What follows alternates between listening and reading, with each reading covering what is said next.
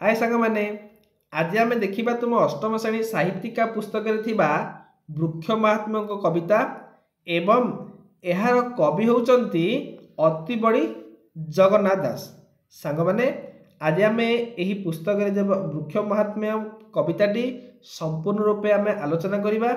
तो से आपण मैंने ध्यान दे वीडियोटी को देखंतु जहाँफल कि आपण मानक बुझा बहुत सहज हम एवं परीक्षा लिखि भल मार्क रखिपारे। से चलतु अति सहज एवं सुंदर भाव में कविता को आम पढ़ा। कविता को पढ़ा पूर्व प्रथम आम कवि विषय टी जानवा पड़ो। देखु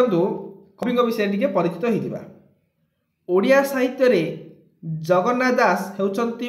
जड़े अमर स्रष्टा। ओडिया साहित्य रे जगन्नाथ दास जड़े सुपरिचित अमर स्रष्टा। कहीं कहले कहीं जगन्नाथ दास ओडिया भागवत लिखिं जहाँकि आज आम मानकर घरे घरे परिचित। जेतेबेले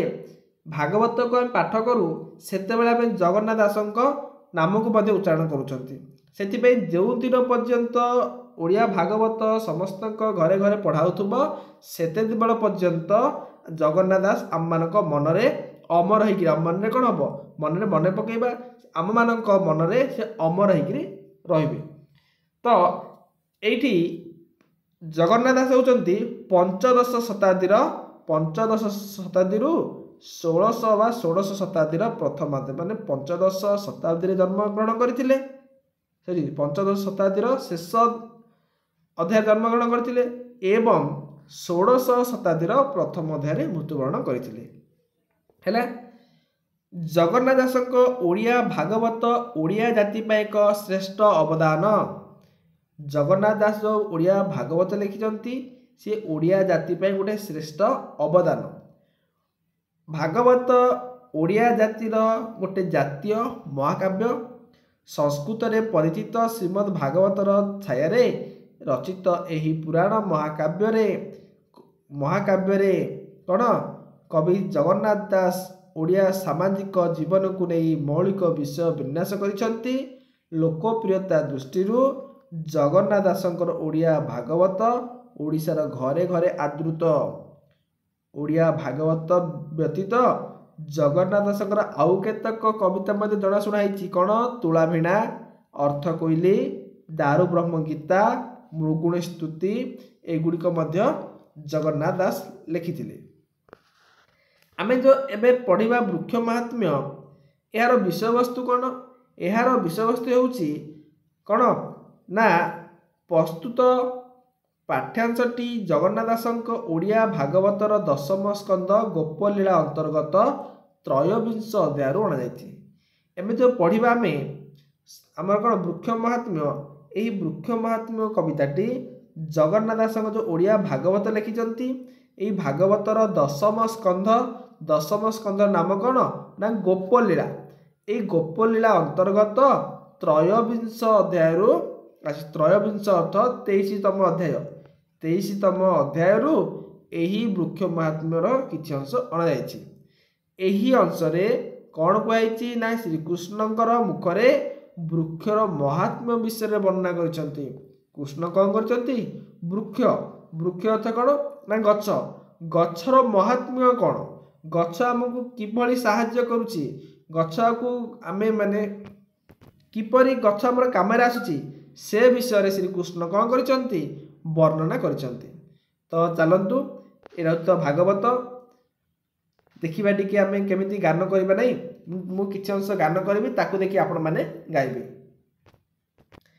एमते कृष्ण आज्ञा पाई कन्याए गले तो सोई गोविंद पादे मन थोई मिलिले निज घरे जाई गोपाल मेले दामोदर गाई चराई गले दूर निधाग रवि तेज लागे पोए तेज लागी पोए होइले दुख भागी चराती गोरु गोप मेले शीतल छाया वृक्ष तले। एमती पढ़ी पारे ना अन्य को मार्ग पढ़ी पारे। देखु आम कवितार सारांश देखा। से कहते एमते कृष्ण आज्ञा पाई कन्याए गले तोष होई। एमते एमते अर्थ एहीपरि भावरे। तो एठी कहा जाउची जे श्रीकृष्ण कविता आरंभ हेबा पूर्वर कहीं ना यहाँ त्रयोविंश अध्याय आसी ना से आ पूर्वर कहुई आ पूर्वर केतक आलोचना कराई कृष्ण कौन करिसंती गोपकन्या मानक सहित बसी आलोचना करुछंती कौन सी विषय कथोपकथन चली नहीं कि हेले एमते कृष्ण आज्ञा पाई माने किछि समय माने कथोपकथन हो सारा पर कृष्णकर आज्ञा पाई कृष्ण कौन कले कहले आम जमी कथा होता कथा समय कथा सरला पर आम कौन करवा से कहीदेवा निज निज घर को चली जाओ सेमिति कृष्ण कौन करते गोपकन्या मान सहित बसी कथोपकथन बा कथबार्ता हेउथिले। तापर कृष्ण आज्ञा देले कौन ना जी जा घर को चल जा सेमिति सेतेबेले कृष्ण गोपी बाला माने निज निज घर को चलीगले कहते एमते कृष्ण आज्ञा पाई कृष्णकर आज्ञा को पाई माने कृष्णकर कौन आदेश रे कृष्ण आदेश रे कन्या माने कन्या माने बा गोपबाला माने गोपपुरर कन्या माने तोष हेले तोष अर्थ आनंद होइकरी चलीगले कुआडे निज निज घर को है कि गोविंद पादे मन थोई मिलिले निज घर जाई। गोविंद अर्थ कौन श्रीकृष्णकर अन्य नाम होची गोविंद। गोविंदकर पादरे मन थोई माने पादर अर्थ कौन पाखरे बा प्रणाम करी कौन कले निज निज घर को गले मिलिले निज घरे जाई। गोविंद को पाखरे मन थोईकरी गोपीबाला माने निज निज घर को गले। तापर कौन कहते गोपे गोपाल मेले दामोदर गाई चराई गले दूर। गोपाल मेल दामोदर गोपाल अर्थ को माने ना जो माने गाई जगुचंती गाई चरौचंती से मानक आमे कौन कहबा गोपाल बोली कहबा हेले गोपपुर रे जो माने गाई चरौथिले ताको गोपाल बोली कहबा। ए गोपाल मानकर मेल रे दामोदर अर्थ श्रीकृष्ण। अच्छा श्रीकृष्णकर नाम दामोदर कहीं ना दामोदर होछ दाम आउ उदर दाम युक्त उदर उदर दामर अर्थ कौन दामर अर्थ होची दौड़ी कौन उदर अर्थ पेट कौन है ना दिने प्रतिदिन तो श्रीकृष्ण गोटे अझट करुले अली करुले टिके कौन होते बेसी दुष्ट होते ना से माता जशोदा श्रीकृष्ण को दौड़ी रे बांधिकी रखी दौड़ी रे बांधि देबारु श्रीकृष्णकर पेटरे गोटे दौड़ीर चिन्ह हो जाइथिला से श्रीकृष्णकर अन्य नाम कौन है दामोदर है। दाम आउ उदर उदर अर्थ पेट दामर अर्थ दौड़ी दौड़ीर पेटरे कौन होता माने श्रीकृष्ण चिन्ह कृष्णकर पेटरे दौड़ीर चिन्ह थिबारु तांकु दामोदर बोली कहुए। हेले गोपाल मेले दामोदर गाई चराई गले दूर। ए गोपाल मानकर मेल रे दामोदर अर्थ कृष्ण गाई चराई गले कोठी गले ना बहु दूर गले गाई चराई बहुत दूर को गले। निधाग रवि तेज लगी पोए होइले दुख भागी। निदाघ निदाघ अर्थ ग्रीष्म ऋतु ग्रीष्म ऋतुरे रविर तेज रवि अर्थ सूर्य तेज अर्थ किरण लगी माने किरण जोगु है कि सूर्य आमर ग्रीष्म ऋतुरे सूर्यंकर किरण तेज थिबारु अत्यधिक खरा होतिबारु पोए पोए अर्थ सभिए होइले कौन दुख भागी समस्त को दुख लगिला कहीं प्रचंड खरा होची बहुत गरम लगुच से खरार दाउरू रही होनी अत्यधिक गरम जो समस्त कौन दुखी हेले दुख दुखी दुखरे भाग कौन हेले दुख भोग कले है कि चरांती गोरु गोप मेले शीतल छाया वृक्ष तले कौन कले ना चरांती गोरु गोरु मान कौन कले चरइले गोप मेल गोपाल मानक मेल गोरु चरइले कोडे शीतल छाया वृक्ष शीतल अर्थ ठंडा छाया अर्थ छाई कार ना वृक्षर तले वृक्ष अर्थ गछ गछर छाई तले गोरु मानकु चराइले एवं गोप बालक माने मध्य से गछ छाइरे आश्रय नेले हैला। तापर कोन होईची वृक्ष को चाहि दामोदर बोलंती गोपंक आगर हे स्तोक कृष्ण मित मोर श्रीदाम अर्जुन सुबल अंशु विशाल देव प्रस्थ देख ए वृक्षंक महत्व। सेतेबेले कौन होती जितेबले गोरु एवं गोप बालक मैंने आसिकी गछ मूल आश्रय नहीं शीतल छाई बसी सेतेबेले से गछ को चाही दामोदर दामोदर अर्थ कौन दामोदर अर्थ श्री कृष्णकर अन्य नाम होची दामोदर। यही वृक्ष को चाहिए दामोदर कौन कर बोलती गोपंक आगर बोलती अर्थ बोलती कहती क्या आगरे ना गोपंकर गोप बालक मानकर आगरे कौन कहती आगर माने आगरे कहती कौन कहती हे स्तोक कृष्ण मित मोर श्रीदाम अर्जुन सुबल। हे स्तोक कृष्ण श्रीकृष्णकर केते गुड़े मित मित अर्थ बंधु बा सांग कौन ना स्तोक कृष्ण मन रखु श्रीकृष्णकर सांग मान बा मित बंधु मान नाम कौन गोटे है स्तोक कृष्ण आ गोटे जनकर नाम हूँ श्रीदाम अर्जुन सुबल अंशु विशाल देवप्रस्थ एगुड़िक सब श्रीकृष्णकर गोटे गोटे सांग हेले श्रीकृष्ण कौन कहते ना हे स्तोक कृष्ण श्रीदाम अर्जुन सुबल अंशु विशाल देवप्रस्थ शुण कौन ना ए वृक्षंकर महत्व कौन ये जो गछ मूले बसीचंती ए गछर महत्व विषय से कौन कर सांग मानकु कहउचंती के श्रीकृष्ण कौन कहउचंती परे करंती उपकार सृजन प्राणीर व्यवहार परे परे माने परर बा अन्यर करंती उपकार उपकार अर्थ कौन भल काम अन्यर भल काम करंती को माने ना वृक्ष माने केमिति केमिति भल काम करचंती ना सृजन प्राणी व्यवहार जो माने परर भल काम करिवे अन्यर उपकार करिवे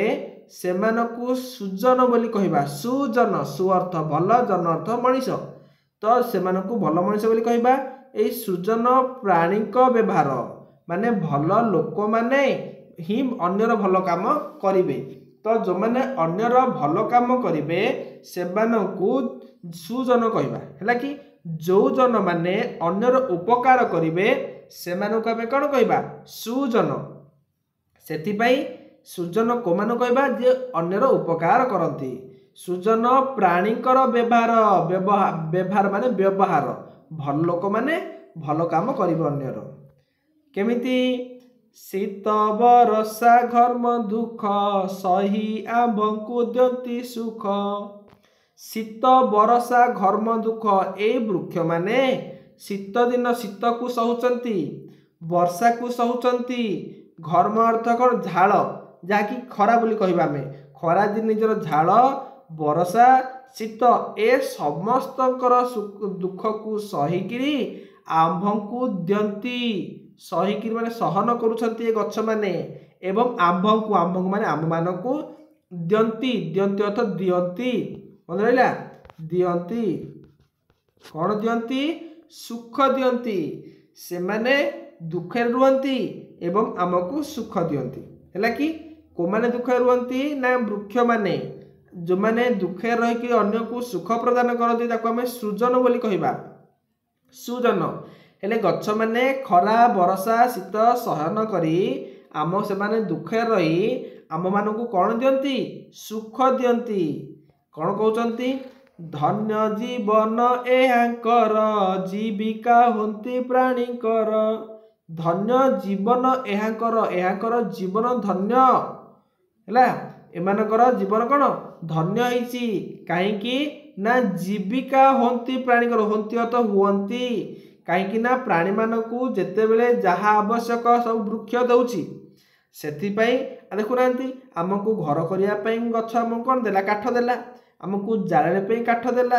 आमको जिते बेले जहाँ दरकार आमको अम्लजान देला फल देला सब किए दउची वृक्ष दउची से प्राणी मानकर जीविका होउछंती को माने ए वृक्ष माने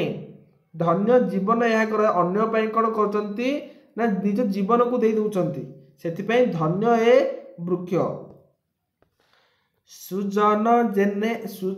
घरे जेने जाई अतिथि निराश नुहई सुजन मु कहली सुजन अर्थ कौन सुजन अर्थ भल लोक मानकर जो घर को जो मैंने जीवे अतिथि होकरी से माने केबे खाली हाथ में फेरबे नहीं सुजन माने अतिथि मानक सत्कार करेंगे एवं भल व्यवहार देवे से जहाँ मागिबे ताहा तांको हाथ में अर्पण करेंगे को माने ना सुजन माने जेमिति सुजन घर को अतिथि जीवे केबे हेले अतिथि माने निराश होकरी फेरबे नहीं जहाँ हेले मध्य से माने किछि पाइबे को माने अतिथि माने किए दब ना सुजन माने जेने अर्थ जेपरी सुजन घर को जेभली अतिथि माने गले निराश होई न फेरंती सेमिति ए गछ मानक निकट में जदि आमे मनुष्य जहाँ एते बेले मागिबो बा जहाँ पाइबार इच्छा अछि वृक्ष हमको दउछि ना नहीं दउछि ना मना करूछि कि गछ